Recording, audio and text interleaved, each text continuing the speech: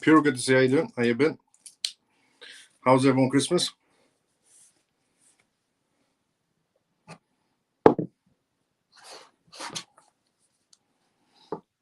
Merry Christmas to you. Merry Christmas to you as well, Pure. How you doing?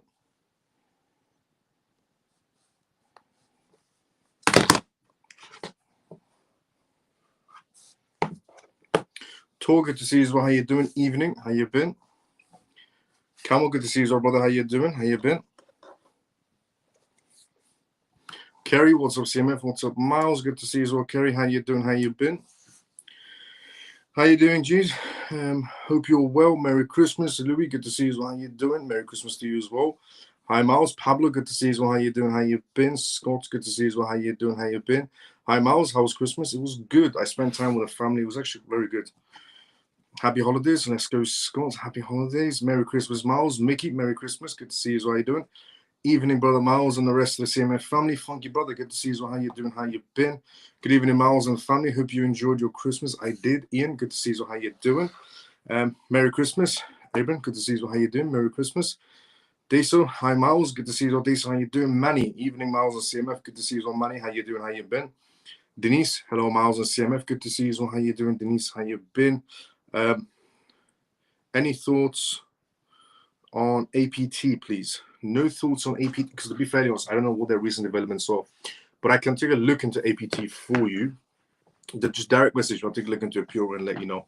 I don't know what their recent developments are, if they've signed any sort of recent contracts in the meantime or so on. So I'll have to look into it to give you a perspective. But, direct message me anytime you want. How was your turkey? I don't normally eat turkey. So when it comes to Christmas, it has to be roast chicken. So it can't be turkey because turkey is extremely dry. It's very difficult to make turkey juicy. Hi, Miles. Hope you had a great Christmas. Denise had a wonderful Christmas. And Dennis had an amazing Christmas. Hope you had an amazing Christmas as well. Scott, let's go. Miles, as some say, XLM set for bigger crash. Everybody's entitled to a perspective. Always remember that. But facts are facts. What's up, brother? Any XRP news? Yes. Slightly towards the end, we do have one particular ripple news to go through. Crash incoming? No.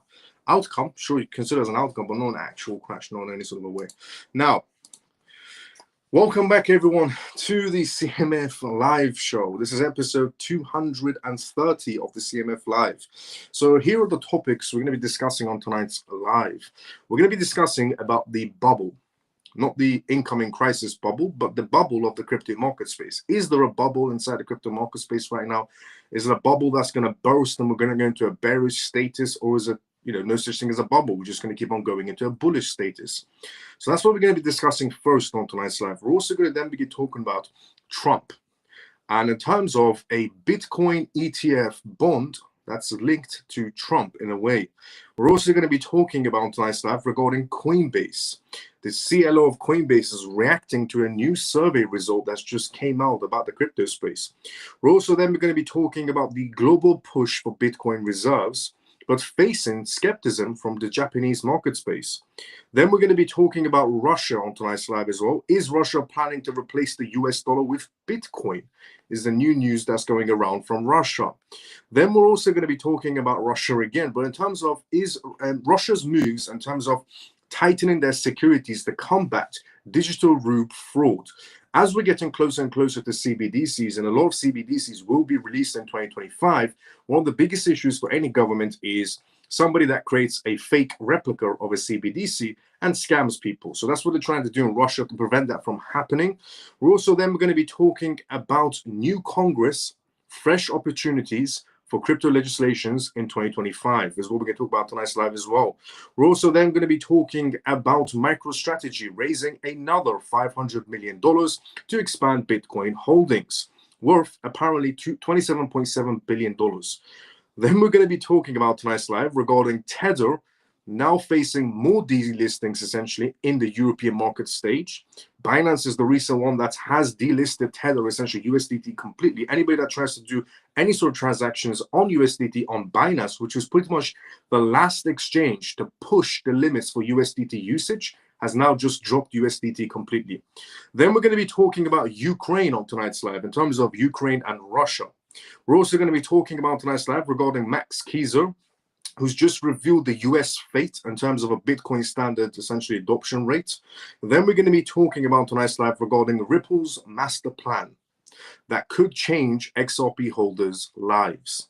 So before we talk about any of those topics in terms of Ripple's master plan, Ukraine and Russia, Tether USDT, or essentially Trump's side plan for a Bitcoin ETF bond, and 2025, what's here to come in CBDCs, just want to say to everyone, first of all, welcome back to the CMF Live. Merry Christmas and happy holidays. And this is episode 230 of the CMF Live. Incredible, absolutely incredible. We're on episode 230 right now. On this live, I talk about the most recent news that's happening around the world in terms of cryptocurrencies, CBDCs, AI, politics, regulations, vital information for you to know about regarding the world completely transforming into a digital space.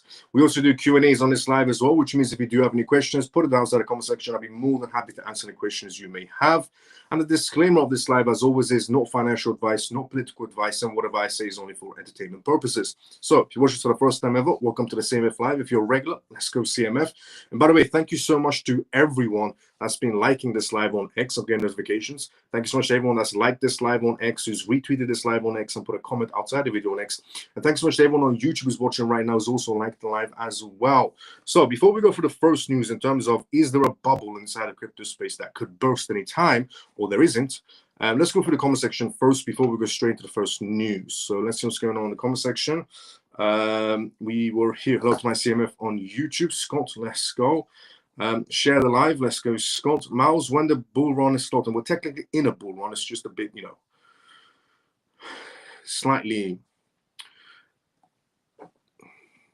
When can I book a vacation? Whenever you want. Miles, I've missed your last couple of days, but all back with it. Let's go. Adi, how you doing?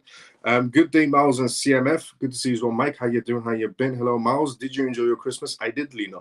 How was your Christmas? Can anyone explain a chance of crash? It scares you? The chance of a crash scares you inside the market space. Okay, here it is. A bubble inside the crypto space. Is there a bubble? Are we in a bull market in Bitcoin, or is it all a bubble? An analysis company founder shares this information out. So there's a perspective coming from an analysis company. The CEO of this company, Ki Young-ju. Now, Ki Young-ju has done interviews on CNBC, Bloomberg, talking about the market space. And this is his recent perspective on the market space. Now, he is obviously the founder of Crypto Quant, essentially. So Crypto Quant, the cryptocurrency market, has become essentially a steady accumulation of Bitcoin by large holders and commonly referred to as whales. Whales news, the whale news that moved the market just a few years ago, is now considered routine and reflecting a shift in market dynamics. It is true. In the past, if whales moved too much cryptocurrencies, it would cause a massive disruption inside the crypto space. Everybody's panicking, either selling because they're too scared, whales are moving around their money and so on. Now, it seems so common. When whales move around their crypto assets in different wallets or exchanges, nobody panics anymore as much. In a recent statement, Ju, essentially the CEO of CryptoQuant, noted that the prevalence of a whale congestion has become a daily topic of discussions. Just 2 to 3 years ago, news of whale congestions would send shockwaves through the market space. Today, this is no longer breaking news, but just expected routine information. According to Ju, this normalization is due to the relevant absence of individual investors and the dominance of whales and Bitcoin market space and cryptocurrencies in general. Ju believes that this dynamic is widely expected within the crypto community space now, in addressing concerns about a potential bubble. Ju defined a bubble as a period when the market price, as measured by on-chain data, significantly exceeds the actual capital inflows. Comparing this to the current state of the market, Ju cited essentially the weekly on-chain capital inflows of $7 billion as evidence of the ongoing bull market. We are clearly in a bull market right now, which we technically are. It's just a very manipulated bull market. Ju said that he suggested that the muted reaction to the whale accumulation news could be due to consistent bull market calls from analysts, including himself. Over the past 2 years, however, he noted that the bull market is not over and a true bubble scenario would be categorized by analysts. Widespread warnings of a cynical top. Drew rejected the idea of an imminent bear market, calling on those predicting a downturn to back up their claims with data. He said, I would like to hear the reasonings of those essentially predictions from people who are bearish inside the market space, who are claiming that, Bitcoin is going to go to $20,000. There's still a lot of people in the crypto space that keep on claiming till this day that, Bitcoin is going to go to 20,000 or 15,000 and so on. And the CEO of this company is saying, what evidence do you possibly have that the market is heading to a massive bearish scenario when going forward we have rules and regulations, a new SEC found, a new SEC chairman, a new CFTC chairman, a president of the United States who wants to make America the capital hub of cryptocurrencies? These are all positive, essentially, momentums going forward. What are the people's, what are those people that are predicting the market is going to go to $20,000 Bitcoins? What's your evidence? Because the evidence for a bullish market is definitely there, and it definitely is. New SEC chairman, new CFTC chairman, America is going to become the hub of cryptocurrencies. Trump's leading the market space. Republicans are leading. The stock market is going to boost as well. So a lot of things are happening. That's all positive going forward. So what are the possible reasons for people who are predicting that the market is going to go the other way around? While the analysts acknowledged the possibilities of a correction, which is always going to be happening, he downplayed its potential to impact within the current bull cycle. He predicted that any decline would likely be less than 30% and short-lived, with the potential for a strong recovery. And he's not lying. So when we do have corrections, the market does bounce up within a few days, which is definitely short-lived. A correction is something that's always going to happen. No matter how bullish the market space is, a correction will always happen. Some people will try to say a correction is basically the market going towards the bearish side and so on, and it isn't. It's just a simple correction that's always going to happen. And he did say it's going to be short-lived every time we do have a correction, and it definitely is. And the reason why it's short-lived is because moving forward, we have companies like MicroStrategy, just for Bitcoin, who, again, today we're going to talk about, who raised essentially $500 million to buy more Bitcoin. As long as we have the institutional space still interested in entering the crypto space, which they're going to be more interested on the rules and regulations in 2025, then we're not going to be heading towards $15,000 Bitcoins anytime soon. So I completely and 100% and 1 billion% agree with this CEO's prediction. It's basically what I've been saying for the longest time. Going to 2025, we're about to make a ridiculous amount of money in these next 4 years because of Trump. So I completely agree with them. Anybody that's suggesting otherwise, they're saying, we're going to go into a bearish trend. Bitcoin is going to go down to $20,000. The entire market space is going to follow Bitcoin into a massive crash. Where's your evidence? Because the evidence for the bullish side is new SEC chairman, new CFTC chairman, Trump making America the capital of cryptocurrency hubs, rules and regulations, which means more institutions and more banks enter the crypto space, and the rest of the world market follows America's footsteps. That's all the bullish points right there. But there's no negative ones. So I 100% agree with this essentially CEO's prediction that we're not heading towards a bearish market space. We're technically in a bull run still. It's just very, manipulated. We still have Joe Biden in control. Let's just be honest with ourselves. I did say from now until January 20th, anything could possibly happen from the circus freaks of Biden's administrations. But there's no, essentially bearish mementos in the crypto space in any sort of a way. And corrections happen all the time. It's not a bearish movement in any sort of a way. But yeah, I 100% agree with them. There's no bubble. We're not going towards $20,000 Bitcoins. Ain't going to be happening anytime soon. I said the only way we ever see $20,000 Bitcoins is if MicroStrategy starts tomorrow morning selling off everything they have. Then that will cause alarms all over every market space, everybody selling Bitcoin. But as long as MicroStrategy keeps on raising more money to buy more crypto assets and the rest of the markets are following their footsteps, and we have rules and regulations heading our way, we have a new SEC chairman, new CFTC chairman, Trump being the president of the United States, we ain't going towards bearish market spaces. We're going towards bullish market spaces. So I 100% agree with them. By the way, new cup. Can everyone see what it is? It's the CoinMove logo with the name on the bottom.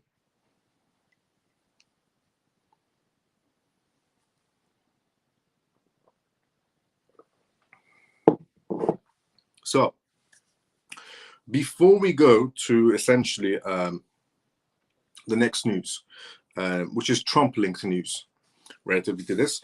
Let's go to the comment section first before we go to the next news. This is what's going on there. As I said previously, this is a live, which means if you do have any questions or whatsoever, put them down inside the comment section. I'm more than happy to answer any questions you may have. But the next news is related to Trump and Bitcoin bond ETFs and Vivek Ramsey. But let's go to the comment section first. If someone's forcing you to record. Morning, Miles and CMF. Not sure if my messages come through. Yes, Shelly, good to see you. So how you doing? Morning. Good to see you, Miles. Zach, good to see you. So how you doing? How you been? Any thoughts on XPR, Proton? I don't know what the recent movements are so far. I'll be honest with you. Last time I checked into them, they were okay projects, nothing that I would go for. Even Miles and CMF, Peg, good to see you. So how you doing? How you been? BTC 20,000. Yeah, honestly. Really good. You are. When you think manipulations will finish, then high of price of coins. Manipulations will never finish. There's, a manipulated market space is always going to be there, no matter what. So that's never going to finish. It's just, the utility, when the utility kicks in due to rules and regulations, then we're going to see manipulation having less of effect on the market space. But manipulation will always be there, but it'll have less of effect if there's rules and regulations and institutional money inside the crypto space and adoption has happened in terms of utility. It'll be less impacted by manipulation, but it'll always be there. Nice logo, thank you, Shock. How is CoinMove coming along? Amazing, to be fairly honest. CoinMove is coming along absolutely amazing. Now, Trump-linked Strive files for Bitcoin bond ETF space. So there's a company by the name of Strive, and the founder of this essentially company is Vivek Ramsey. So an asset essentially manager founded by Vivek Ramsey, Strive, has asked the United States regulators for permission to list an ETF. Vivek Ramsey essentially founded a company that is now applying for a Bitcoin ETF bond in the United States, investing in essentially convertible bonds issued by MicroStrategy and other corporate Bitcoin BTC buyers, according to their recent filings. The ETF seeks to offer exposure to Bitcoin bonds described as convertible securities issued by MicroStrategy or by other companies that plans to invest all or significant portions of the proceeds to purchase Bitcoin, according to the filings. The Strive Bitcoin bond ETF will actively be managed and essentially gain exposure to Bitcoin bonds, either directly or through financial derivatives such as swaps or options Strive's added.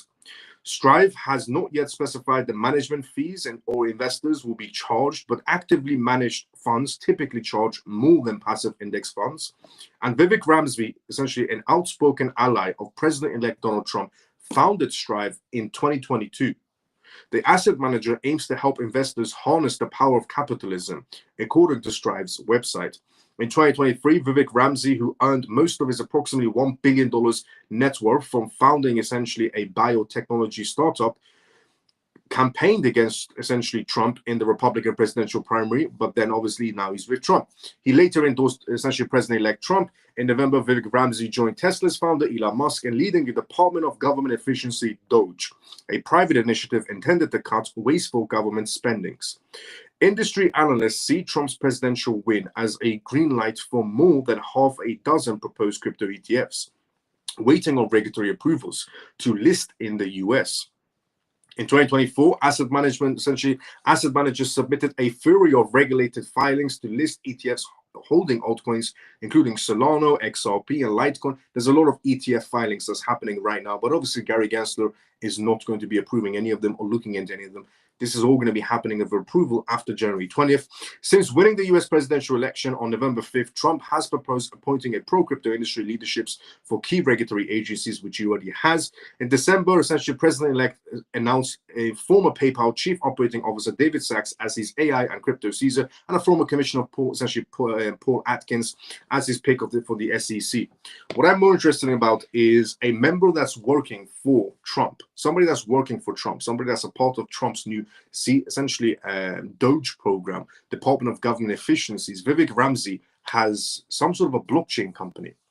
Somebody that's working technically for the US government under Donald Trump has a blockchain company called Strive. Now, I don't know if Strive is a public company, and but what we do know is they're applying for ETFs. The first one they're starting off with is a Bitcoin fund ETF. That's going to be an interesting play. Somebody that's working for Donald Trump. And it's not just, somebody low level. This is Vivek Ramsey, somebody that was trying to go up against Trump in the presidential election race, but now is with Trump. also, alongside Elon Musk. And now he has a company called Strive, who's applying for Bitcoin bond ETFs through MicroStrategy. In other words, if you wanted a bullish sign that this government is going to be, this new government coming for the United States is going to be a bullish government for crypto projects, well, one of their members is already applying for a Bitcoin ETF bond, Vivek Ramsey. Because the news is still going around. For example, the CNBC, for example, keeps on making news about, oh, we don't believe Trump is going to bring down the grocery prices. We don't believe Trump is going to bring down the gas prices. We don't believe Trump is going to make America a cryptocurrency hub, is what the news keeps on telling, the biased news in America, or the biased news around the whole world. But we have people around Trump who are applying for Bitcoin ETF bonds. I think it's going to be a pro-crypto American hub. Now, moving on, essentially from Vivek Ramsey showing the entire world that, yeah, Trump is going to become pro-crypto because he's even applying for Bitcoin ETF bonds. Coinbase is what we're going to talk about next. Coinbase's CLO is reacting to the new survey results that have came out. Now, the new survey results that have came out are from the AIMA.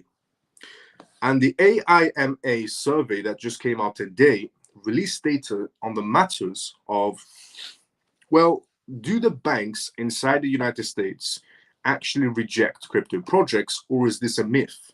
Because according to the FDIC chairman, who is now resigning, it's a myth. Banks are not rejecting crypto projects. Banks, are not going against crypto projects. They're not, being difficult with crypto companies. That's just a myth, according to the FDIC chairman, who's now resigning. But according to this new survey that's just came out, and Coinbase's CLO has reacted to it. So here it is, the revelation that 75% of crypto hedge funds face challenges like basic access to banking services. It has strayed essentially Coinbase's chief legal officer, Paul, to make a tweet announcement about it. He went to X to demand answers from the following release of results from the Alternative Investment Management Association, the AIMA survey, which essentially looked into this situation. Is it a myth? Are American banks really rejecting crypto projects and, blockchain companies? Yeah, it's not a myth. It's actually happening. Traditional alternative investment managers like real estates did not experience the same essentially trouble with the banking system as blockchain companies did. Notably, the AIMA discovered after this survey, essentially, 20 alternative investors who were not dealing with cryptocurrencies. None of them had issues while receiving basic banking services. But if they were crypto companies, they were rejected by American banks. The AMA essentially has made an action call, asking for a collaborative effort to stop this challenge, essentially this challenge that's going around for the crypto industry. The association thinks that working closely with the incoming Donald Trump administration will serve as a solution for the banking system to get involved inside the crypto space. Already, Trump demonstrated his essentially proposals towards the anti-crypto sentiments during his campaigns. And the AIMA survey report gives essentially credits to the Operation Choke Point 2.0, which till this day, Senator Elizabeth Warren rejects the idea of an Operation Choke Point 2.0. Gary Gensler rejects the idea of an Operation Choke Point 2.0. The FDIC chairman, who was in charge of the banking system inside the United States, rejects the idea of an Operation Choke Point 2.0. But Operation Choke Point 2.0 does exist, and it has existed for a long time. And the redacted essentially documents published by Coinbase in its case with the Federal Deposit Insurance Corporation, FDICA, shows that it furnishes them with new statistical grounds for context on Operation Choke Point 2.0, and its debanking campaign allegedly targeted digital asset industries. US regulators wrote to banks discouraging them essentially from using banking services to access crypto-related firms. The end game of this move is to suppress the crypto industry in the United States.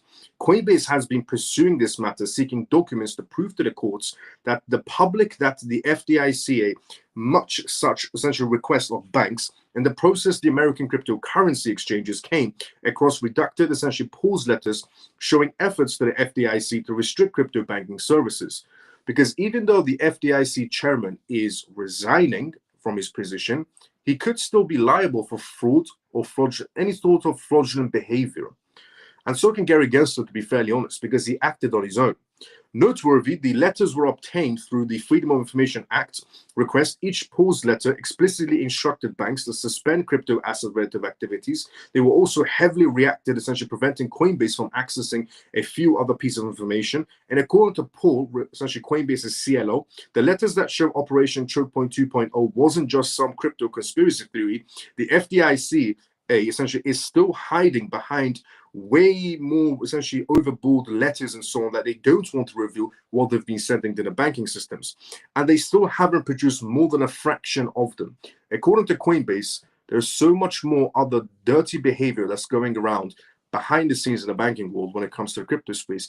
And it wasn't there before. The only reason it exists is because the FDIC essentially is the one that's doing this. Look, what I like about this is the closer we're getting to a Trump presidency, the more we're seeing, these types of people getting the spotlight they needed in a negative way. Because Gary Gensler getting the spotlight is going to be happening very soon as well. Even though Gary Gensler is resigning, there are cases that are pending against Gary Gensler. Even though the FDIC chairman is resigning for essentially stifling the banking system in America to get involved with crypto companies, he's going to get investigated as well. This is all good news, to be fairly honest. Them leaving and resigning, Gary Gensler and the FDIC chairman leaving and resigning, is amazing news. But them getting also investigated is even better news.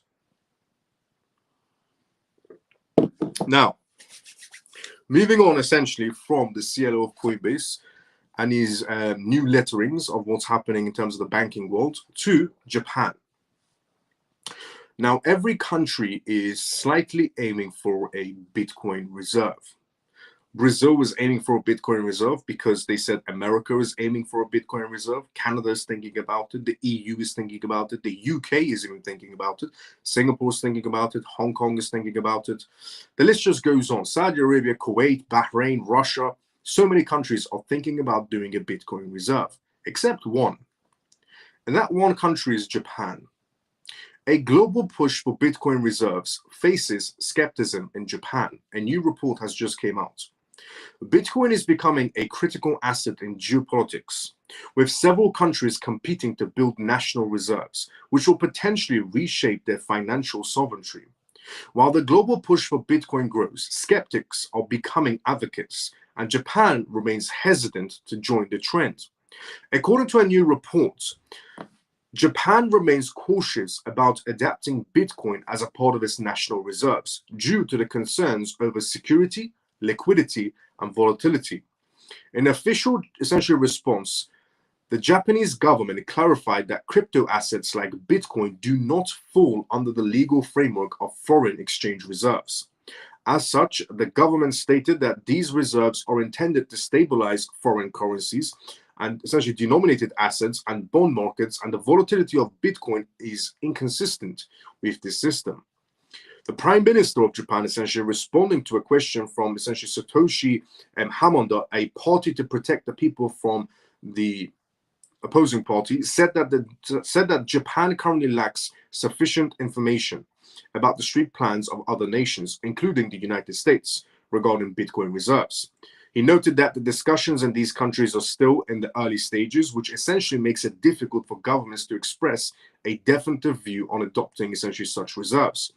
And he also had previously suggested that Japan should consider following the examples of the US by converting part of its foreign exchange reserves into crypto assets like Bitcoin. However, the government reiterated its stance that the special account operation, which is tasked essentially with the governing foreign exchange reserves, prioritizes ensuring safety and liquidity.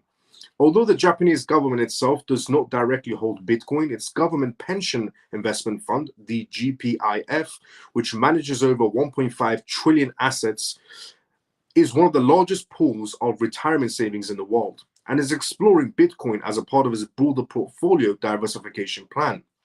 President-elect Donald Trump and essentially key Republicans and lawmakers are advocating for a Bitcoin reserve in the country.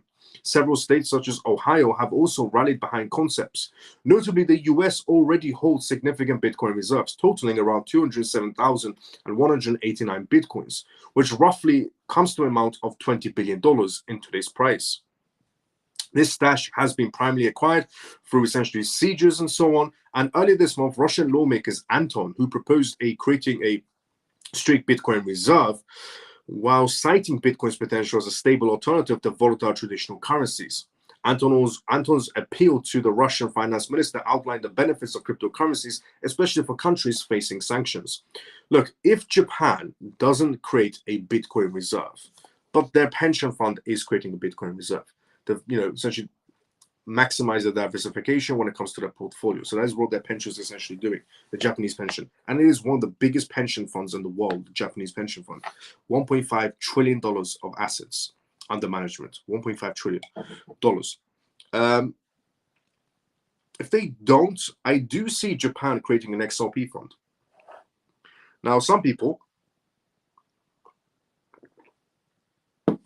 might laugh at the idea of, why would Japan create a, XRP fund? What's the point of that? Everybody's doing Bitcoin reserves. Why doesn't why would Japan do an XRP one? Well, because Japan is quite big on Ripple. About 90% of banks are already with Ripple in Japan, including their central bank. SBI Holdings, one of the biggest Japanese companies, pretty much, is a holder of Ripple. They have a Ripple SBI. So there's so many links between Japan and Ripple, and also the Japanese government and Ripple. So I wouldn't be surprised if somewhere down the road, they might start off with Bitcoin, just like the rest of the world. They might start off with Bitcoin reserves, but I wouldn't be surprised if the Japanese government comes out and goes, we want to do an XRP reserve type of scenario as well. I wouldn't surprise me in any sort of a way, because they are quite big when it comes to Ripple and XRP, incredibly big. Now, moving on essentially from the Japanese market space, being skeptics of the whole Bitcoin reserve that the rest of the world is following America's footsteps in, they're thinking maybe Bitcoin's not the choice, maybe something else is. We're going to talk about Russia, but before we talk about Russia, let's go inside the comment section first. As I said previously, this is a live, which means if you do have any questions, put it down inside the comment section. I'll be more than happy to answer the questions you may have. So let's go inside the comment section first, and then we go straight into the next news regarding Russia. When is the dominance for BTC will be down? For the time being, ain't going to be going down too much. Corrections are a possibility of happening always, but going down too much is not going to be happening very soon. Especially when we're going more into 2025 with more ETFs happening and more rules and regulations happening. The dominance should be still there, especially if we go towards Bitcoin reserves for more countries as well. Should be there still. More miles on CMF. Solomon, good to see you as well. How you doing? How you been? Mouse, if has some coin on the cold wallet, is good idea sale on wallets or exchanges. Sure, if you want to, it's your money, it's your projects. If you if you want to sell your crypto projects, then sure, if you want to do it on an exchange, not financial advice in this sort of way. Semper says evening Miles and CMF peeps. Semper, good to see you. How you doing?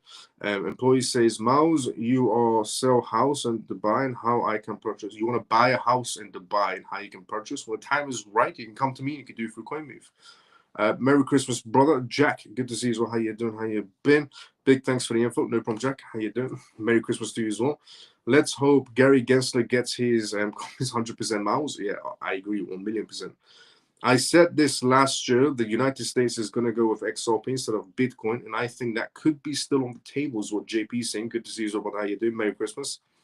What the eye doesn't see, the brain don't know about. Fair enough, is what Ian said.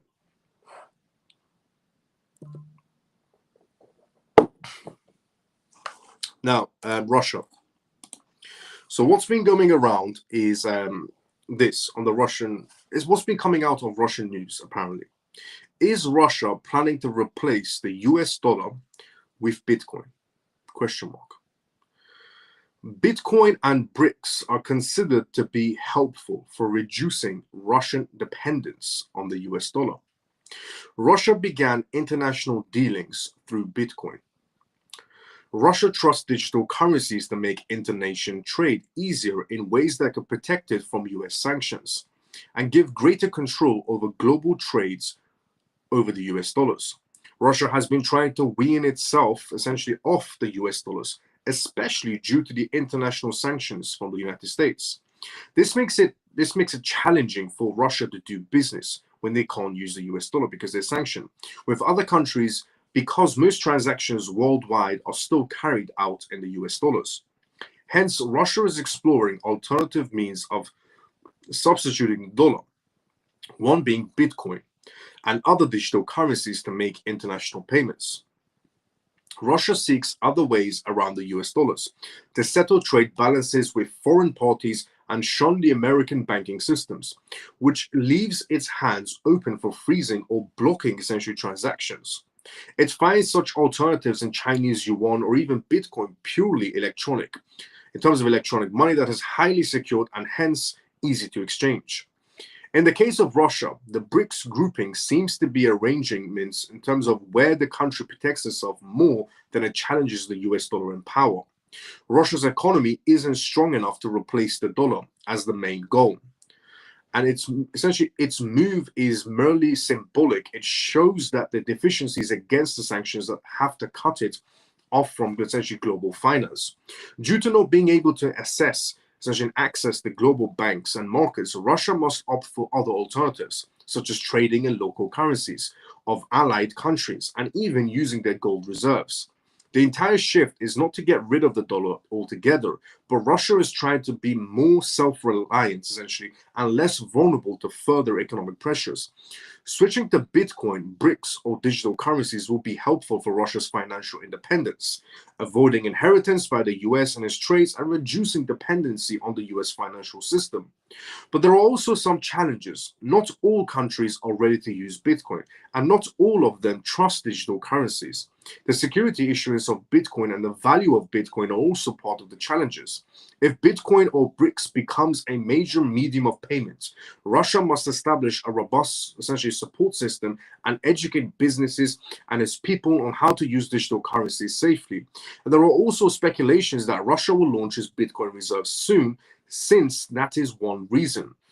Look, if you ever wanted a reason, essentially, to know that no country is going to be using Bitcoin for terms of currencies, there's not a single country on this planet that's going to be using Bitcoin as a term of currency going forward. They might be using it now for small transactions and so on, but Bitcoin is not developed for that matter. You know what every country is going to end up using? CBDCs. You know why?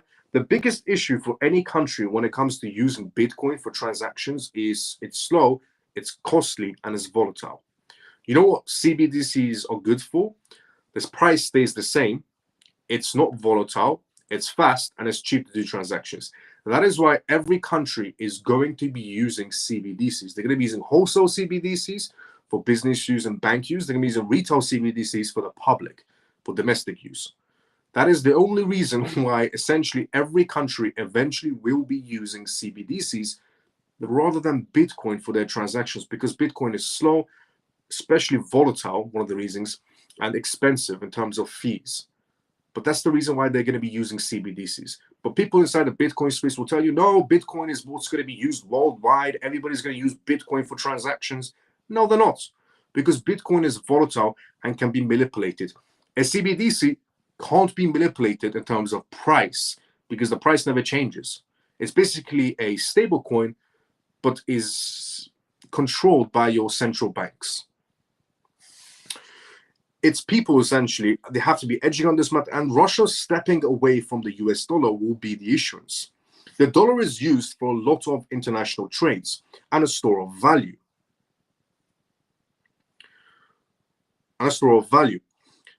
Making the US pretty powerful in matters of economics and around the world, such as imposing sanctions. The Russia route is weaker compared to the essentially US dollars, and it's not commonly used in terms of international trade.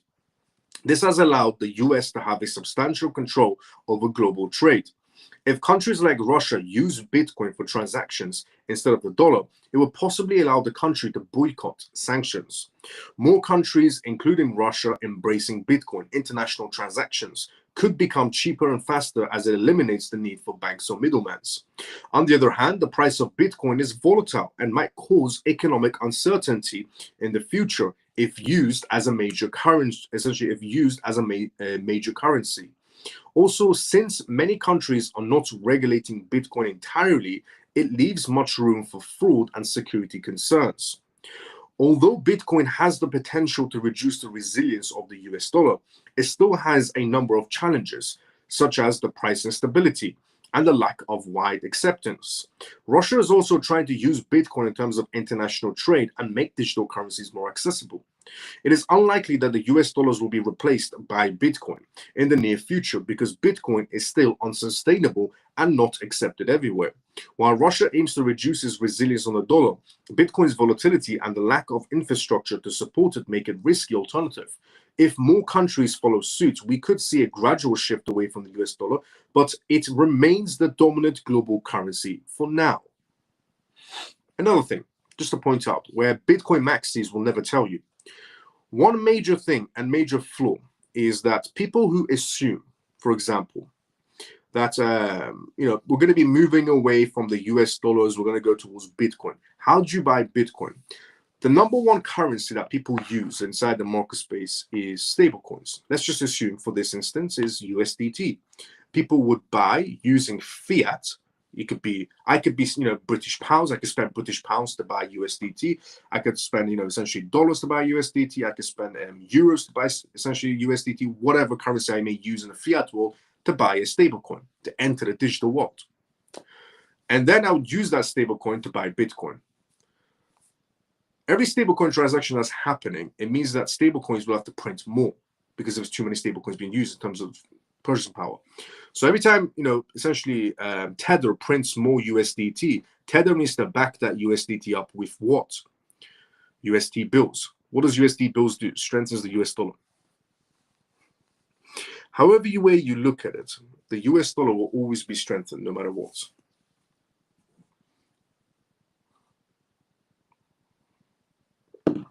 But the Bitcoin maxis will never tell you that. Bitcoin maxis will say, no, people are buying directly Bitcoin. People are directly buying Bitcoin. No, they're not. The majority of purchases coming through Bitcoin is through USDT. Now, Russia is what we talk about still. Moving on to Russia still. Russia moves to tighten security to combat digital route fraud. Keeping on the matter of CBDCs and why most countries, or every country, not most countries, every country around the world would rather use CBDCs, retail or wholesale CBDCs, rather than Bitcoin. But keeping on the topic of CBDCs, every country is going to be releasing CBDCs pretty much 2025 to 2026. And Russia is one of those countries. We're coming out with a digital route in CBDCs 2025.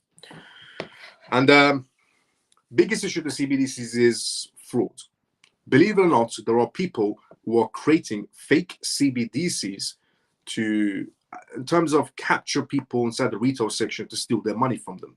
There are actual people who are creating fake Chinese CBDCs, fake Russian ruble CBDCs, fake US dollar CBDCs, and this is a big concern for the CBDC world. So Russia is thinking of ways to combat this issue when it comes to CBDC fraud. The Bank of Russia has recently made a bold move to safeguard its citizens and organizations against digital ruble and currency fraud. The financial institution has announced a new rule that empowers commercial banks to block digital ruble transactions suspected of fraud and temporarily. The measure is set to take effect on February 23, 2025, and marks a pivotal step in the country's rollout of its central bank digital currency CBDC. Under the new rule, the bank can suspend suspicious digital ruble operations for up to 48 hours also. If flagged, the bank will notify account holders and provide essentially a 24-hour window for the customers to confirm or reject the transaction. Without a response, the funds will remain secure in the user's digital wallet until further clarification. And according to central banks, this system mirrors fraud prevention strategies already employed in traditional payment systems. This move demonstrates essentially Russia's commitment to ensuring the digital ruble is as secure as it is cash and non-cash counterpoints, and that nobody's printing fake CBDCs. Russia launched essentially its digital ruble pilot program in August 2023, aiming for nationwide use cases by mid-2025. Russia is aiming for essentially a mid-wide use case by mid-2025 for their CBDC, aiming for, in terms of their central bank governor, who came out and has stated that the mass rollout is targeted for July 2025. The adoption process will span several years to ensure smooth integrations, and the digital ruble is designed to complement, not replace, existing forms of currency. This alleviates concerns among citizens wary of losing cash or payment options. However, the governor also noted that the full transition may take several years. Russia's approach draws inspiration from China, a forerunner in terms of CBDC adoptions.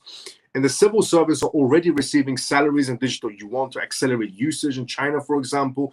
And learning from these efforts, Russia is essentially planning to fine-tune its digital root strategy while tackling its own economic and financial challenges. As digital root currencies become more prevalent, ensuring robust security measures is crucial. The Bank of Russia's latest actions demonstrate a commitment to safeguarding users while embracing financial innovation. Central banks worldwide are increasingly embracing CBDCs to modernize financial systems, improve payment efficiencies, and strengthen monetary sovereignties. According to the International Monetary Fund, over 130 countries are at the varying stages of CBDC exploration. Countries like China, Nigeria, and Bahamas are leading in charge of those CBDCs, and the digital yuan success has embraced countries like essentially Russia to accelerate their CBDC programs. In contrast, nations like Sweden and the European Union remain in the research phase. They are essentially moving forward in terms of examinations and potential impacts on privacy and financial stability. What I've just said that's happening in Russia is pretty much going to be happening in majority of countries in 2025. As I said previously, if your country doesn't launch a CBDC, if your jurisdictions don't launch a CBDC in 2025, then most cases going to be launching CBDCs in 2026. Nobody's getting away from the idea of CBDCs. But also just going back to one thing, essentially Russia mentioned that CBDCs are not going to be replacing cash. They're completely talking out their ass. CBDCs are going to be replacing cash because even Russia in the same statement suggested that cash will work alongside CBDCs. But in the exact same paragraph below it, Russia's government said it's eventually going to be taking over. On one paragraph, Russia states CBDCs will work alongside cash and cash will be there. And the next paragraph, it talks about how CBDCs will eventually take over cash. So is it going to work alongside it or is it going to take over? It's going to take over. That's essentially where we're heading, a CBDC world. And cash is pretty much going to be gone. Now, moving away from Russia, going into what's going to be happening in 2025 in terms of legislations, rules and regulations, banks and institutions, money entering the crypto space is what's most important to us. Because CBDC is going to happen either way, whether we like it or not, it's going to be happening. But the profit side is what we're caring about here. Before essentially we talk about 2025 in terms of what's going to be happening, let's go to the comment section first. As I said previously, this is a live, which means if you do have any questions, put it down in the comment section. I'm more than happy to answer the questions you may have. Let's see what's going on. Let's see. We are at here. Yes, something take away a message. Yeah, I have had 3 messages disappear. That's weird. Have you got any of my messages, Miles? No, I haven't, Sherry. I'll be honest. That is very weird. I'll look into it after the live. Is anybody else's messages disappearing inside the comment section? Just out of curiosity.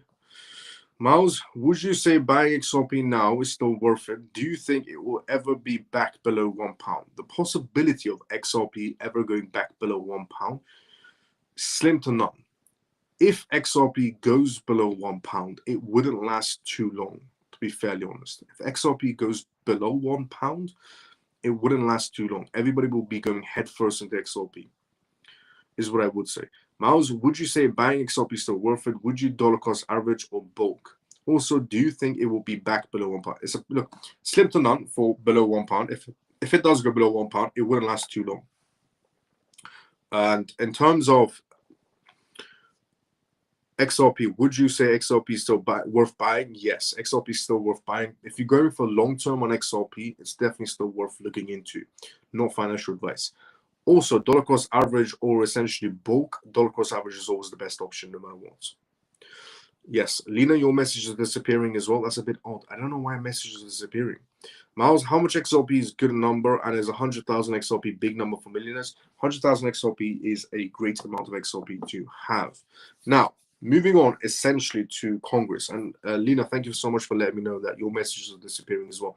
I don't know why some people's messages are disappearing. So it might be a bug in the system on tonight's live. Now, new Congress, fresh opportunities for crypto legislations in 2025.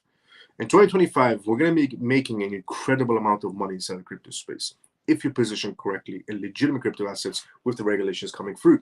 So you can benefit from the institutions coming through with their heavy wallets. The US Congress is gearing up for essentially a fresh push on cryptocurrencies in terms of legislations for next year.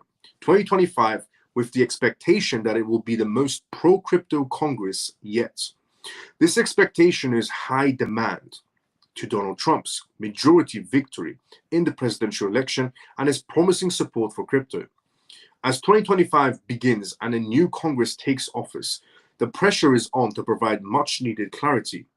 Key legislative proposals, including those targeting stablecoins and defining regulatory jurisdictions, drawing a proper line between SEC and CFTC and tax implementations for digital asset transactions, potentially shaping the future of the industry.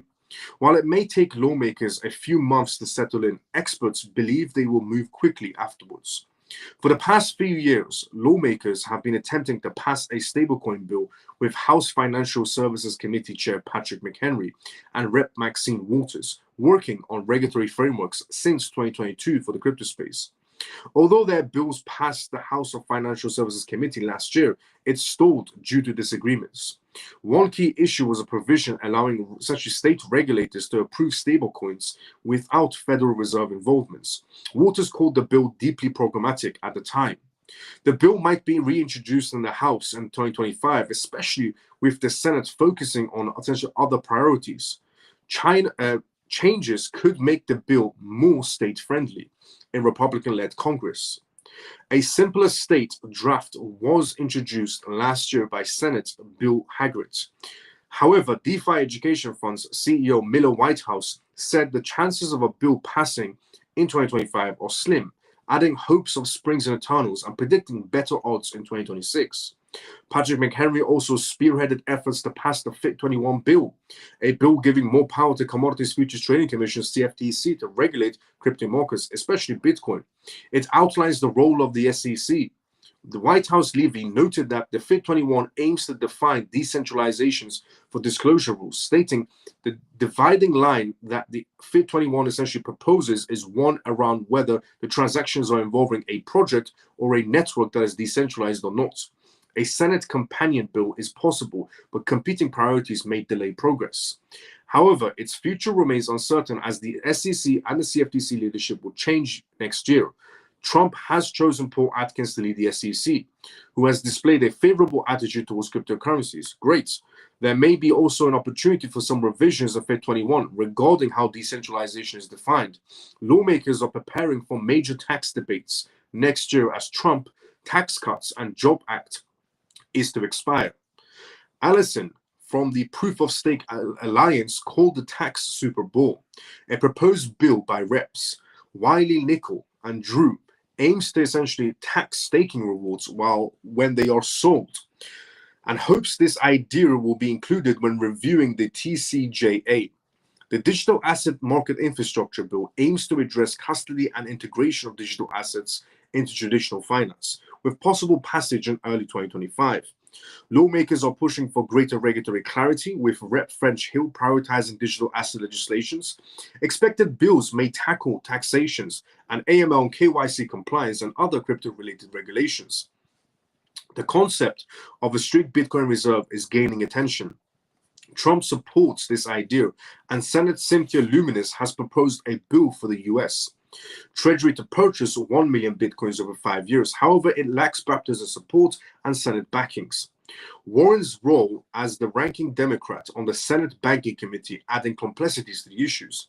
With other issues like tax reforms and competing for attention, progress on crypto bills may be slow. In 2025, crypto legislations will depend on negotiations, agency input, and public opinions. Look, things in 2025 are going to be moving quite fast, no matter what, to be fairly honest, mainly because there are 200 plus politicians that are pro-crypto. In America's history, we've never had 200 plus essentially politicians being pro-crypto. And the only reason we have 200 plus politicians being pro-crypto is because of the Action Pact Committee created by Ripple and Coinbase, who have been donating essentially to these politicians to make them pro-crypto. So the reasonings of, will things pass slow in the House of essentially Commons or the House of Governors? Will legislations pass slow? Will people be, negotiating and disagreements inside the crypto space? There shouldn't be any sort of disagreements because all of those politicians have pretty much been paid off. So things shouldn't really move slow. They should be moving faster than ever before. to be fairly honest. Now, moving on essentially from the Congress bills and legislations, there's a lot of things heading towards us in 2025, which is extremely positive. And majority of them, some of them were highlighted on this article, but the rest weren't. There's so many positive things. As I've said pretty much before, there was legislation, rules and regulations, new CFTC chairman, new SEC chairman, new FDIC chairman, rules and regulations, banks, institutions, everybody following America's footsteps. So many positive things to be happening in 2025. Now, moving on essentially from what's going to be happening in 2025 to MicroStrategy. MicroStrategy has just raised another $500 million. For anybody out there that was still waiting for $20,000 Bitcoins, sorry to, essentially be the bearer of bad news, but $20,000 Bitcoins ain't going to be happening anytime soon. As long as you have people like MicroStrategy, who's just raised another $500 million to buy Bitcoin, no matter what price it's sitting at. Before we go through that news, let's go start the conversation first. Let's see what's going on there. And then we go straight into the next news. Russians probably copying her statement, probably. Yes, at least 6 of mine are gone. I said hello at the start and a bunch of other ones have disappeared. That is very, very weird. But JP, good to see you. How you doing? Hello. Miles, how many XRPs I need for being in the top 5%? Quite a bit. Yeah, one of my messages didn't make it to the next page. Yeah, I don't know why some of the messages are disappearing inside the comment section. I think it just might be a bug on tonight's live. But don't be discouraged not to type anything out, because some of your messages are coming through. It's just some of them are disappearing. I don't know why some are disappearing. This shouldn't happen tomorrow. Now, MicroStrategy raises $500 million to expand its Bitcoin holdings that are already worth $27.7 billion. MicroStrategy, under the leadership of Michael Saylor, plans to raise $500 million through convertible senior notes to expand its Bitcoin reserves. The company already owns 444,262 Bitcoins valued at around $27.7 billion, with an average price, essentially purchase price of $62,257 per Bitcoin. This strict move aligns with his commitment to making Bitcoin a cornerstone of the company's financial strategy. The billionaire who is leading the crypto advocates has been instrumental in shaping MicroStrategy's bold approach to Bitcoin investments. He believes Bitcoin is better as a financial asset than cash and has dedicated corporate resources to acquiring it. His prediction that it could reach $13 million by 2045 reflects his confidence in the future of its value.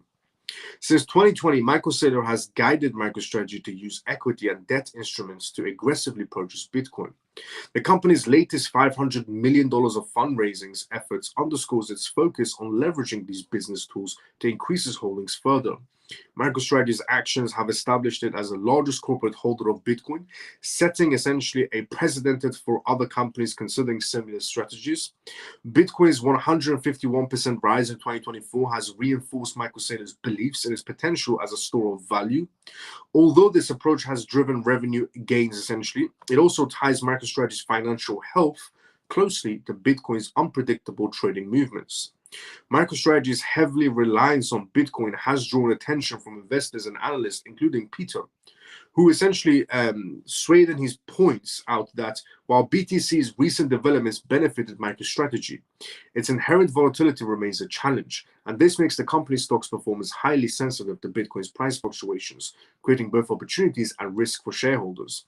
This strategy has attracted institutional interest while essentially sparking debates about the sustainability of relying on digital assets for corporate financial growth. Its efforts highlight the broader conversations about Bitcoin's role in reshaping standard business models and its potential as a revolutionary form of currency. Can MicroStrategy's bold approach to Bitcoin maintain its momentum and ongoing market fluctuations as the company continues to expand its holdings? This pivotal question remains central to its failure.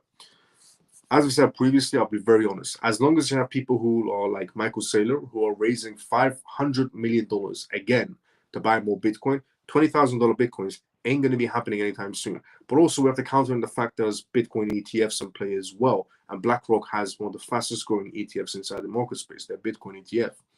And as long as you have companies like BlackRock or Franklin Templeton or 21 ARK shares or Grayscale and so on, I keep on buying these assets. Yeah, we're not going to be seeing $20,000 Bitcoins anytime soon. ever, pretty much, unless these companies come together and decide to dump the entire market space. We're not going to be seeing those types of prices. Now, essentially moving on from MicroStrategy's new acquisition of $500 million to Tether. Tether's essentially delisting in Europe forces crypto traders to find new stablecoin options. The last crypto exchange to ever delist essentially Tether was going to be Binance. Binance was the one that said, they're going to be stretching it as far as they can to have USDT for the European Union. And even Binance today, people are having difficulties with USDT. If you live in the EU and you're thinking about using USDT, don't. Not financial advice in a sort of a way, it's just become a law now. So, here it is pretty much. European cryptocurrency traders are preparing for a major change as exchanges announces plans to delist Tether USDT by December 31st. Just for perspective, Binance thought they can keep USDT on in the EU until the first quarter of 2025, but they were proven wrong. And Binance has completely stopped USDT trading in the EU. This action complies with new regulations under the European Essential Markets and Corporate Assets (MiCA) frameworks, which takes effect essentially on June 30th, 2024. MiCA introduces a stricter rules for stablecoins to enhance security and transparency. Binance, the largest global cryptocurrency exchange, has already started restricting European users from sending or receiving USDT. These proactive measures aim to ensure compliance with the upcoming regulatory requirements. The delisting has left traders concerned as USDT has been a key stablecoin for listing trades and maintaining liquidity. The MiCA framework sets clear standards for stablecoin issuers operating in the European Economic Area. These rules include maintaining transparency and meeting operational benchmarks to protect users. Exchanges delisting non-compliant essentially assets like Tether are aligning themselves with these standards, ensuring adherence ahead of the deadline. Binance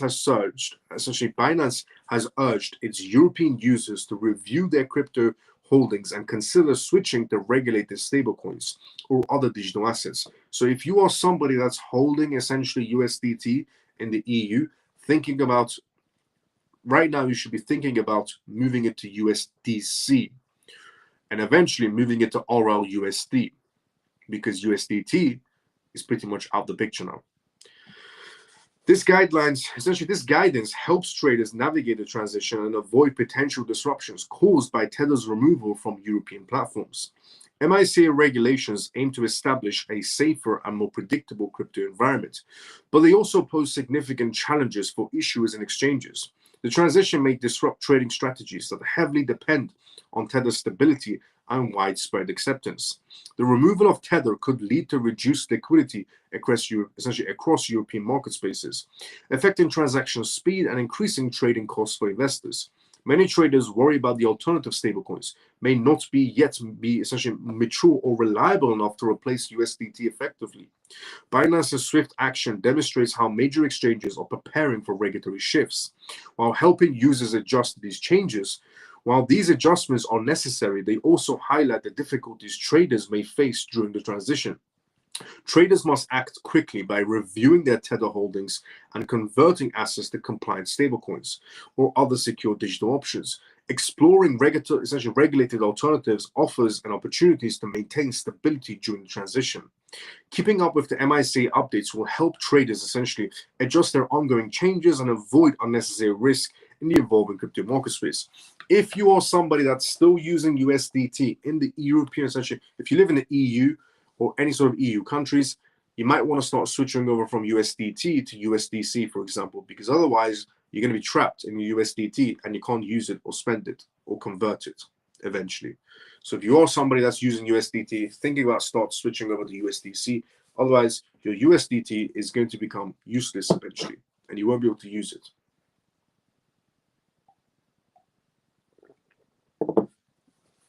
And nobody's going to be able to stop it, not even Tether.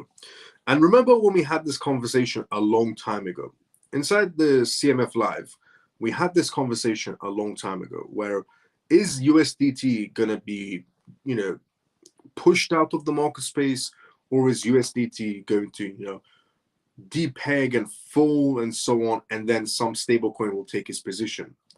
And we talked about this, you know, a long time ago, before there was ever RLUSD stablecoin, like from Ripple. And the two outcomes were definitely on the table of it's either going to get pushed out or it's going to, you know, essentially cause a market dip before it gets pushed out. I've always leaned towards pushing out compared to a market dip, but I've always considered both outcomes because you've got to consider multiple outcomes when it comes to the market space, because we're talking about a highly manipulated market space, and any market space is. But it generally does seem like Tether is slowly being pushed out, because a lot of these exchanges, even though Binance said they're going to delist it, they said they're going to push it until Q1. And today, Binance is already restricting access to USDT because they said we're going to, you know, hold USDT until Q1 and then drop it. But today they dropped it completely. Now, moving on essentially from USDT getting pushed out more and more out of the stablecoin space, and something else is going to replace it. Perfect timing for RLUSD, to Ukraine and Russia. But before we talk about Ukraine and Russia, let's go inside the comment section first. As I said previously, this is live, which means if you do have any questions, put it down inside the comment section. I'll be more than happy to answer the questions you may have. Let's see where we are at. Russia, okay, we read that one. Miles, how many XRP I need for being? I already read that one as well. Yeah, one of my messages didn't make it to the next bit. I read that one as well. What is a quitter bit? Like 20,000. Employees need to elaborate on that question. Apparently, I talk too much, anyways. JP, you don't talk too much. You talk the right amount, JP. Heads, let's go. Thank you for the heart. Juno says, how safe is USDT in the UK? For the time being, USDT is still safe in the UK, but eventually USDT will also get banned in the UK because the rules and regulations that have came out of the MICA are most likely going to be very similar to the UK rules and regulations and the American rules and regulations eventually, the Canadian rules and regulations and India's rules and regulations, and it's just going to go on. And Tether eventually is going to keep on getting pushed out and pushed out and pushed out, and USDT will become the #1 stablecoin for illicit activities eventually, which is what's really happening on USDT more often, to be fairly honest. So when USDT becomes the stable coin that nobody gets to use on legitimate crypto exchanges or legitimate DeFi platforms, USDT will, if it does stick around, will eventually become the #1 stable coin for the other side of the market space, the illicit activity side. Now, American interest will push them out when they're ready, is what we said, Miles. That's true, actually. Yes, it is. What Ian has said. So a while ago, as we discussed on the matters of USDT and Tether, Tether's going to get pushed out and so on. We did discuss the matters of American interest will push them out when they're ready, is what we said, Miles. Facts. We did say that, yeah. And it looks like America is getting ready to launch a massive crypto hub. And it does seem like Tether is slowly getting pushed out by the European market space first and the Canadian market space. Now, Ukraine and Russia. Ukraine has decided to sanction Russia. Now, you might be thinking, well, how is this relevant? Where's the relevance of Ukraine sanctioning Russia? Well, Ukraine is thinking about sanctioning Russia in terms of their crypto payments. Now, I don't know how successful Ukraine is going to be sanctioning Russia in terms of crypto payments, but I know for a fact that this isn't Ukraine trying to sanction Russia for their crypto payments. This is more like Biden's administration of circus freaks who are using essentially Ukraine to sanction Russia's crypto payments. Ukraine has declared sanctions and other solutions to stop Russia's undesired cryptocurrency transfers. Vladix, an advisor to the president of Ukraine, announced that the country is preparing to sanction and other measures to stop Russia from using cryptocurrencies like Bitcoin for international payments. Russia is using cryptocurrencies for trade after Western sanctions made it harder for them to do business with countries like China and Turkey. Russian companies started using Bitcoin and other digital currencies to bypass these restrictions. In response, Ukraine, which was one of the first countries to raise concerns about Russia using cryptocurrencies for payments is now working on solutions to prevent this from happening. Velinsky confirmed that Ukraine is developing sanctions and other actions to block these unwanted cryptocurrency transactions. Meanwhile, Russia has taken steps to legalize cryptocurrency mining, including Bitcoin. They passed a law that allows cryptocurrency mining and taxation of profits from mining and digital currency transactions. This move is a part of Russia's efforts to use cryptocurrencies for international trade while avoiding Western sanctions. And in summary, Ukraine is preparing to block Russia's use of cryptocurrencies for payments, while Russia is legalizing mining and using digital currencies to bypass, essentially, sanctions. It's interesting to see Ukraine, essentially, or let's say Biden administration's circus freaks through Ukraine, blocking, essentially, Russia's transactions on crypto assets. So Ukraine is concerned that Russia is using alternative currencies to, bypass sanctions and to be able to use it for fundings of war or whatever. I think the US should personally sanction Zelensky in Ukraine and stop sending him billions of dollars. Because there are zero benefits, genuinely zero benefits of sanctioning Russia. When you sanction a country like Russia, oil prices go up, gas prices go up, agricultural prices go up. So food goes up, food prices go up, gas prices go up, electrics go up, petrol prices go up, diesel prices go up when you sanction a country like Russia. When you sanction a country like Ukraine, you save billions of dollars. I think we just found a solution there. Unsanction Russia and sanction Ukraine and stop sending them billions of dollars. How about that one? Because there's no profit for us for Ukraine, but there is a profit when you unsanction Russia. Because when you unsanction Russia, we get cheaper gas, cheaper electricity, cheaper gas. Essentially, all the energy cost prices come down, grocery prices come down, everything comes down when you unsanction Russia. The retail section can survive if we unsanction Russia. And if we sanction Ukraine instead of Russia, we save billions of dollars. Our governments will no longer be sending billions of dollars to Zelensky's pocket in Ukraine. I think personally we should do that. Unsanction Russia and sanction Ukraine instead, so we can save billions of dollars. Unless Ukraine is thinking about bringing something to the table, like cheaper gas for everybody else, or cheaper electrics for everybody else, or cheaper petrol for everybody else, I think personally we should sanction Ukraine and stop sending them billions of dollars and unsanction Russia. Now, moving on essentially from Ukraine's useless attempt and trying to stop essentially Russia from using crypto assets to, and this is, this is definitely the Biden administration's circus freaks telling Ukraine what to do. We're going to talk about Max. Max is a Bitcoin maximalist. He believes in Bitcoin. He's the type of person who breathes Bitcoin. You know the type of people. There are people inside the crypto space who believe Bitcoin like there's no other thing in this world that matters. These types of people who are so much into Bitcoin, they eat Bitcoin, they sleep Bitcoin, and so on.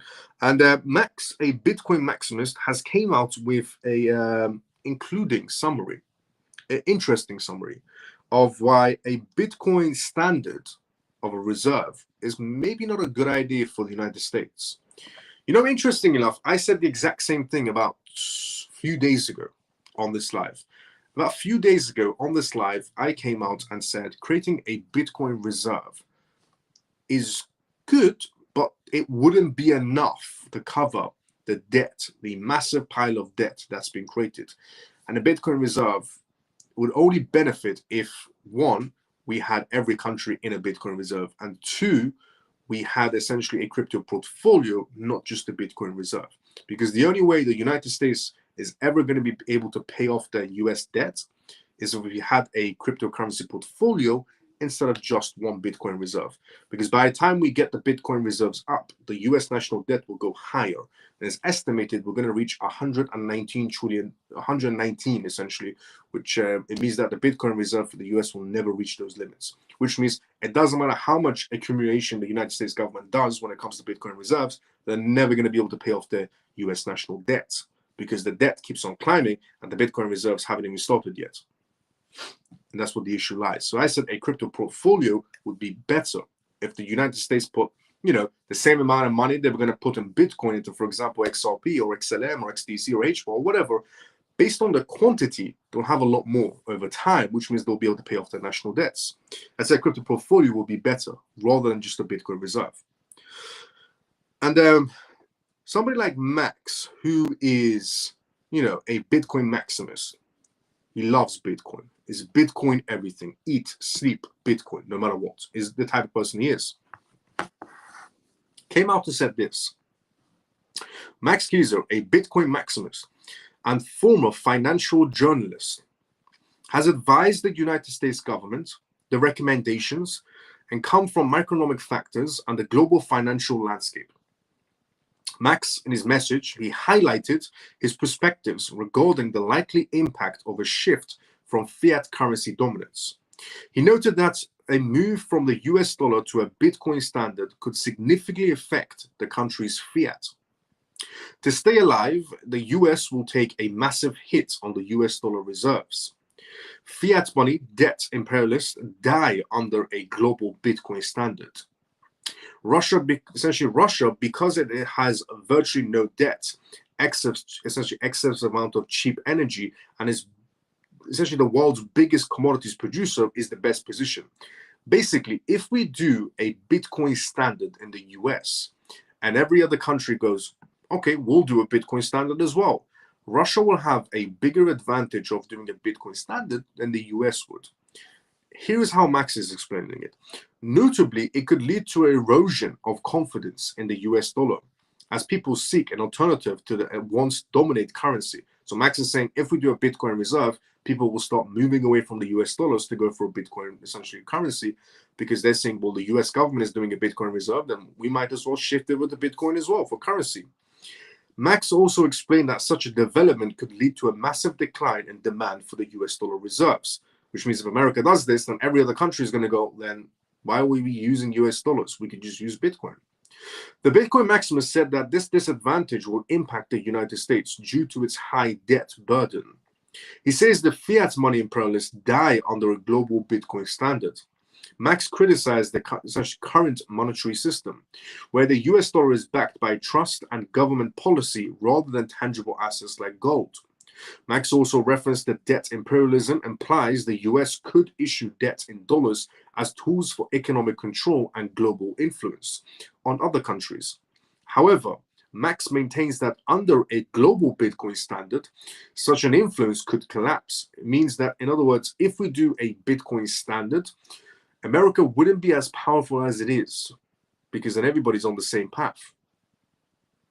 If every country is doing a Bitcoin standard and backing their own currencies with it, then everybody will have an even playing field. So is a Bitcoin standard really the solution? Probably not. Because if we do a Bitcoin standard and every country creates a Bitcoin standard and every country backs a small or medium or large amount of Bitcoin they have and they back it to their currency, then everybody will have an even playing field.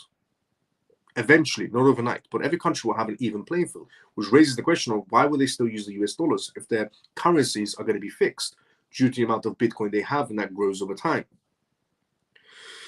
A primary reason lies in Bitcoin's fixed supply and decentralized nature. This factor alone limits any country's ability to essentially widely economic powers via printing of money or debt accumulation. In other words, if every country starts using a Bitcoin standard, essentially, it's going to get very difficult for these countries to print more money as well, which is something that's always going to be happening, even on CBDCs.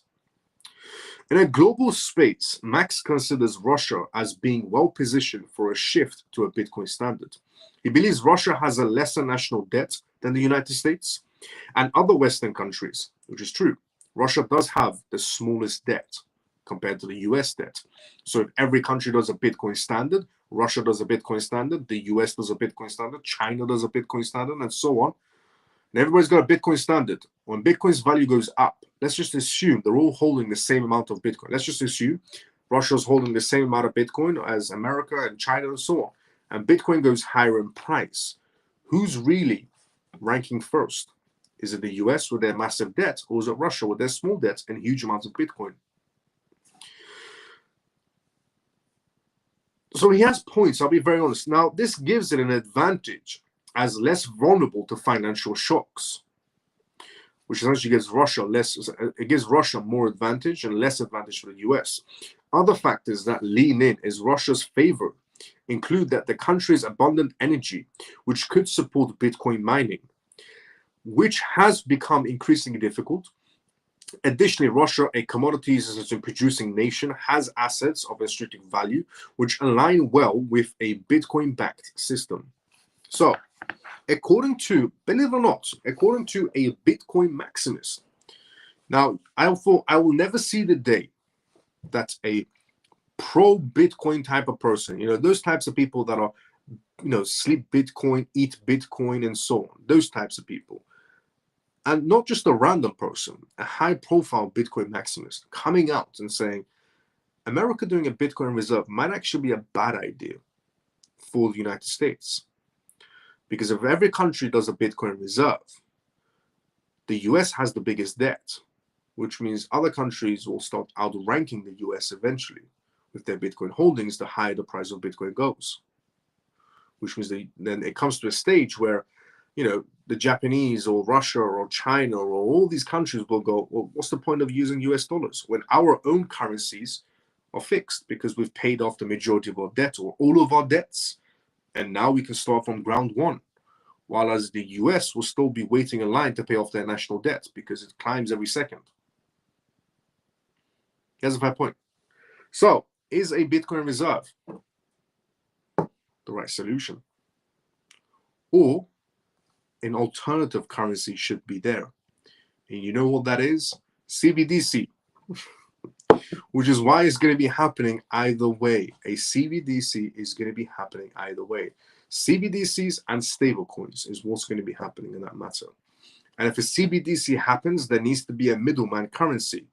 So there needs to be something where a US CBDC is sent, for example, to Hong Kong, and then Hong Kong CBDC gets returned back to the US. There needs to be a middleman currency for this to happen. If Singapore wants to buy something in American US dollars and CBDCs, then Singapore is going to use Singaporean CBDCs, wholesale CBDCs, which they make a purchase to the Americans, and there has to be a middleman in the middle, which is XRP.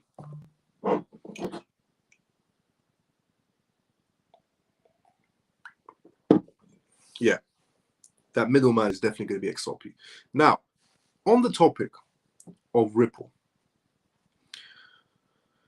and I'm very surprised to see a Bitcoin maximist coming out on his level and saying maybe a Bitcoin reserve isn't the best idea. To this, Ripple's master plan that could change XRP holders' lives. So essentially something that came out from BitRo. Now, BitRo does not have a X page. BitRo is also, Arthur BitRo is one of the foundings of Ripple.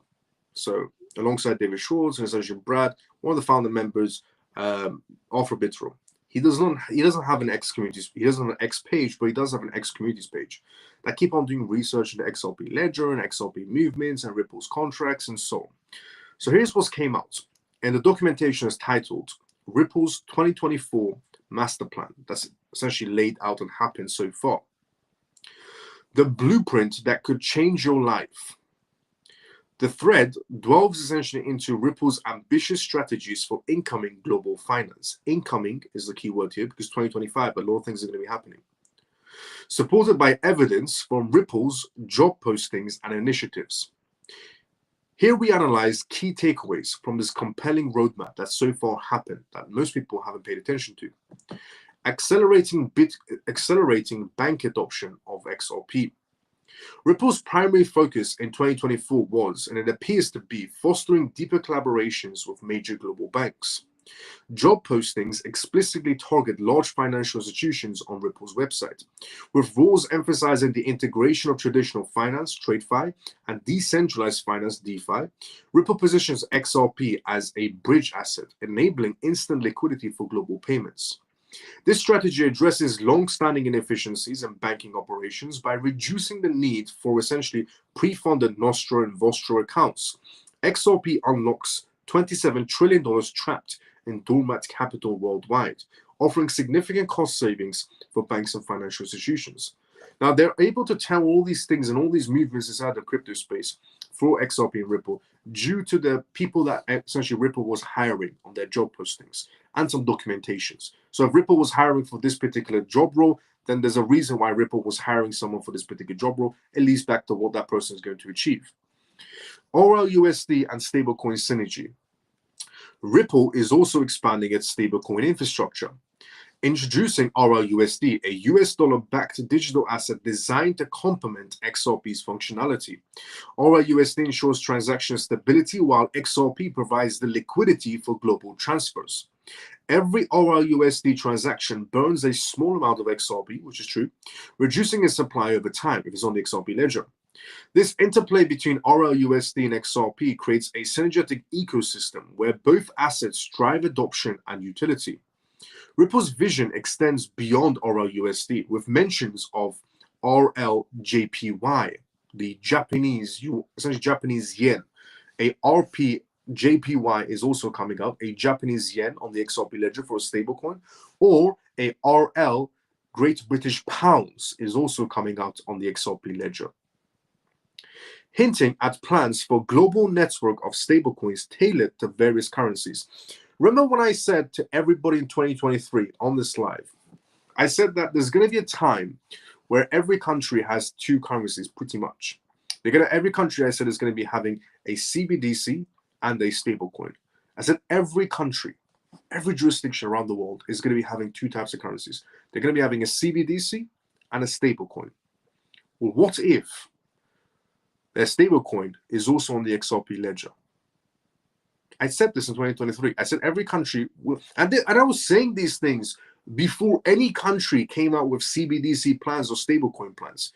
This was before the MICA even existed, the markets and capitals and so on from the EU ever existed. This is when China, when I was saying these things, this was when China was the only country talking about CBDCs.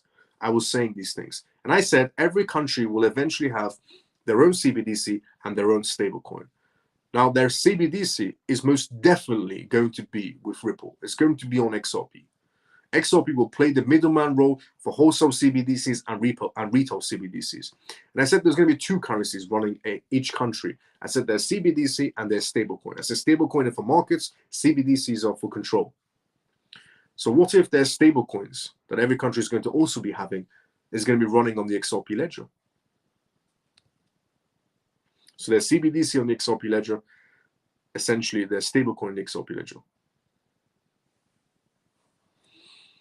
This interplay between RLUSD and XRP creates an ecosystem where both assets drive adoption and utility. Ripple's vision extends beyond RLUSD, with mentions of RLJPY, the Japanese yen, or RLGBP, Great British Pounds, hinting at plans for a global network of stablecoins tailored to various currencies. Institutional grade custody solutions. Now here it is as well. To facilitate widespread adoption, Ripple has prioritized secure custody solutions following its acquisitions of Metico. Everybody remember Ripple acquiring Metico? Well, Ripple aims to provide banks with institutional grade infrastructure to store XRP and other digital assets. Ripple always wanted banks to use XRP as a middleman transaction. But where do banks store their XRP? Banks can't store XRP on their traditional banking systems. It's not possible. So Ripple needed a solution for banks to store their XRP. And what does Ripple do? Acquire Metico. What does Metico do essentially? They do a partnership with HSBC Bank. And what did they do together? Create a cold storage wallet, institutional grade.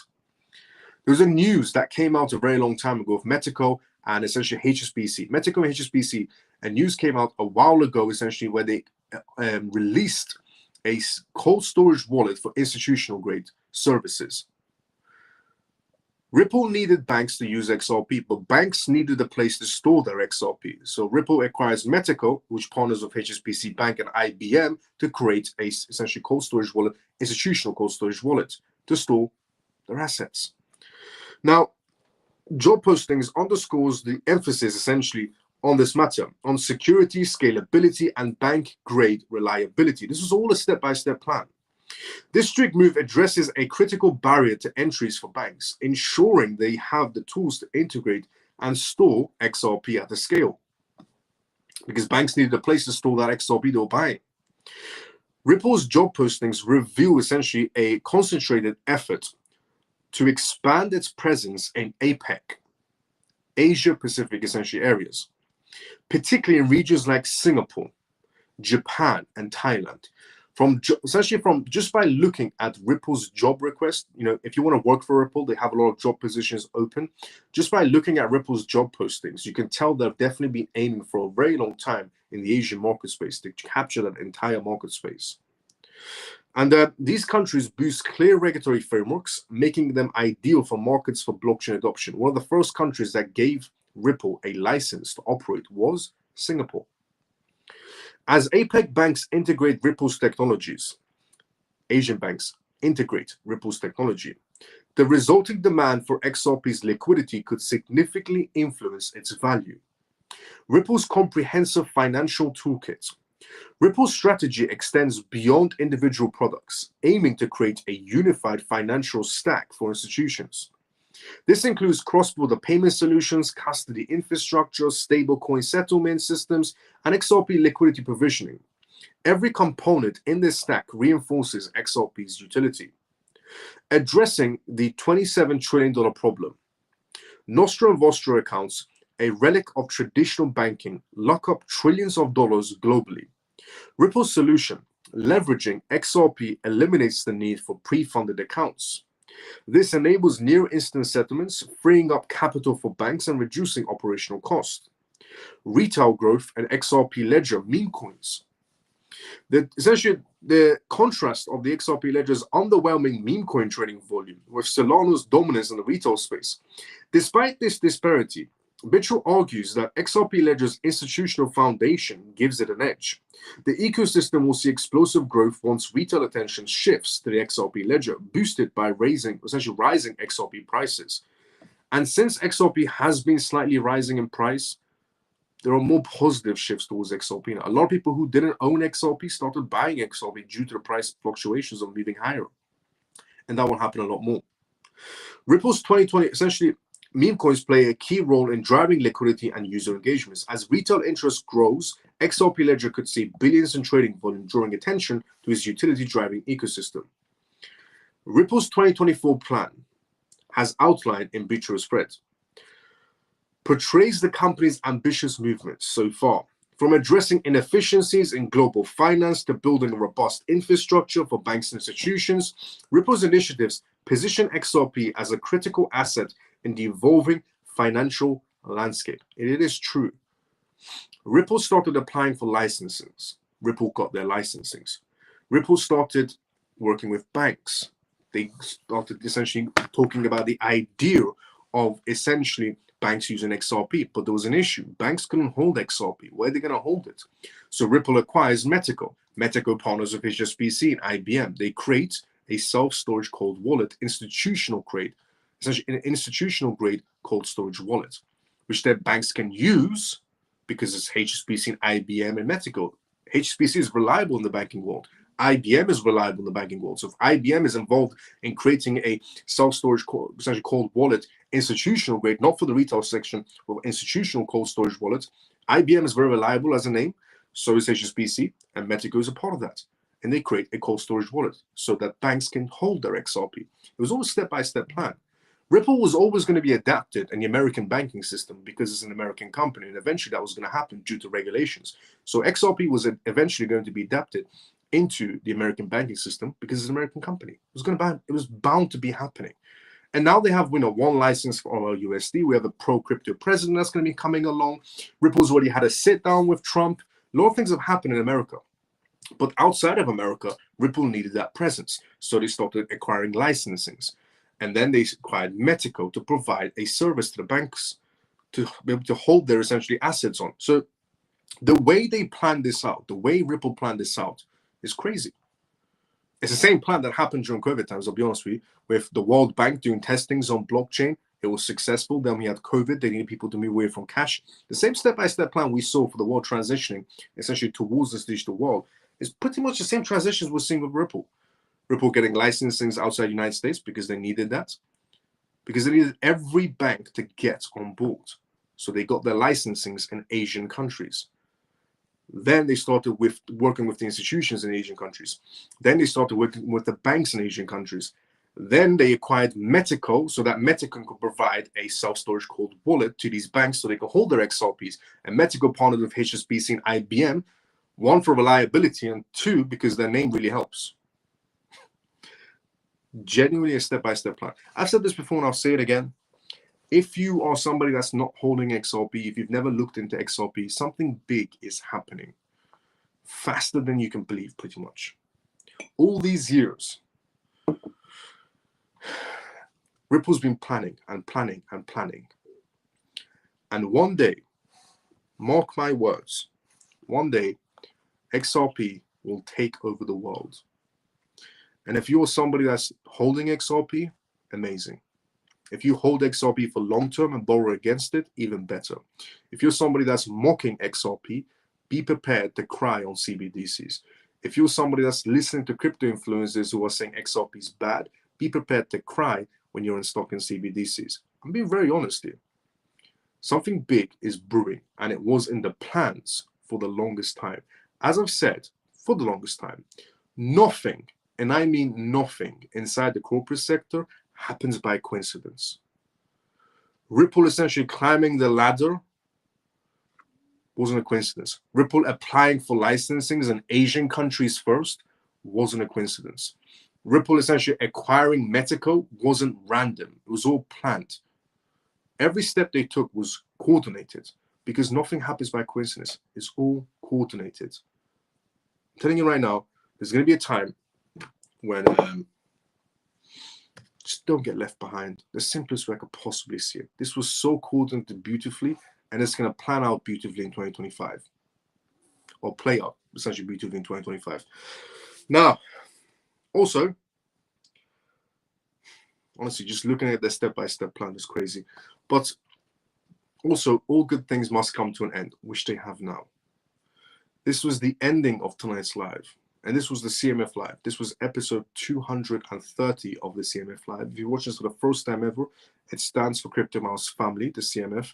And on this live, you can tune in Monday to Friday, every night, where I talk about the most recent news that's happening around the world in terms of cryptocurrencies, CBDCs, AI, politics, regulations, vital information for you to know about regarding the world completely transforming into a digital space.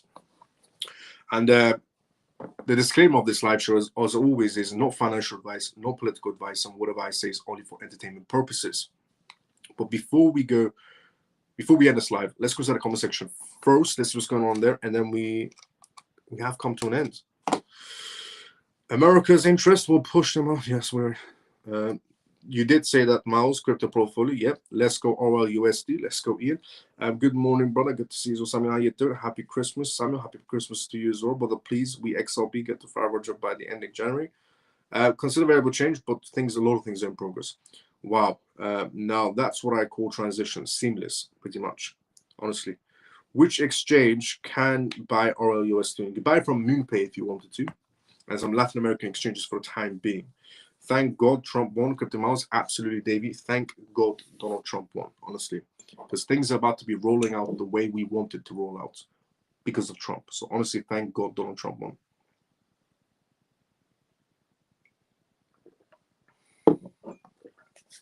Good night, Miles. Mike, see you tomorrow about the same timing as usual. By the way, Merry Christmas to everyone and Happy Holidays to everyone as well. Merry Christmas and Happy Holidays.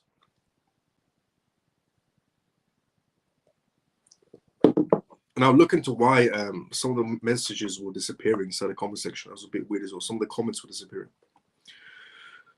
Thanks, Brother Miles. Good night, family. Merry Christmas, Comatose. Good night, and Merry Christmas to you as well. Good night, brother. Good night, Miles and family. Great live. Many thanks, Ian. See you tomorrow, same time as usual as well. Merry Christmas and Happy Holidays as well, Ian.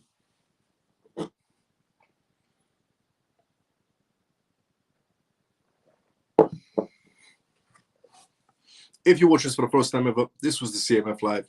Tune in every single night, Monday to Friday, 11:25 p.m. UK time onwards. Also, if you already haven't Join the Telegram page of this live as well. CryptoMouse family, completely free for anybody to join, free forever. Join the X communities page, CryptoMouse family lounge of this live on X. If you watch us on YouTube, you haven't essentially, if you watch us on YouTube for the first time ever, subscribe if you already haven't. If you watch us on X for the first time ever, follow and tune in every single night and get involved inside the comment section if you watch us on YouTube or on X from now on if you already haven't. And good night, Miles. And funky brother. See you tomorrow, sometimes usual as well. Merry Christmas, everyone. Let's go, Semper. Merry Christmas to you as well. Miles, thank you so much for the news. Peg, let's go. See you tomorrow, sometimes usual as well. Peg, when are you off in New Year's? New Year's night, exactly. I'll probably be off. Good night, Miles. Thank you so much. JP, let's go, brother. JP, see you tomorrow, sometimes usual as well. JP, Merry Christmas as well. When is the markets going to pick up again? As we get closer to January 20th, we'll see the market picking up. Thanks, Miles. Great live. Good night and see you tomorrow. Autistic, see you tomorrow, sometimes usually as well. Good night and Merry Christmas or Happy Holidays as well. Merry Christmas to everyone. Let's go, Ginos. Merry Christmas to you as well. Thank you, Miles. Abdul, thanks so much for the kind words. See you tomorrow, sometimes as usual. Good night, all. Denise, see you tomorrow, sometimes as usual as well. Merry Christmas and Happy New Year. Let's go, Ian. Merry Christmas and Happy New Year as well.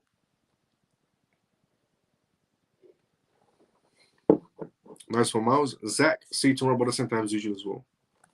I'll see everybody tomorrow, same timing as usual. Everybody have a great day or a good night, depending on where you are around the world. Merry Christmas to everyone. Happy holidays to everyone.